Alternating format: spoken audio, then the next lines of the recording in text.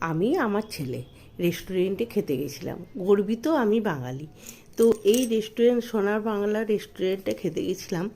এত সুন্দর খাবারগুলো যে আমার মন জুড়িয়ে গেল। থালি নিয়েছিলাম, আমার ছেলে একটা থালি, আমি একটা থালি। তো দেখো আমরা খাবার খাচ্ছি, এত সুন্দর খাবারগুলো না তোমরা ভাববে যে আমি বাড়িতে বসে খাচ্ছি। তোমরা একবার যেও, তোমাদেরও ভালো লাগবে। তো দুটো থালির মধ্যে আমি নিয়েছিলাম মাছ আর আমার ছেলে নিয়েছিল চিকেন।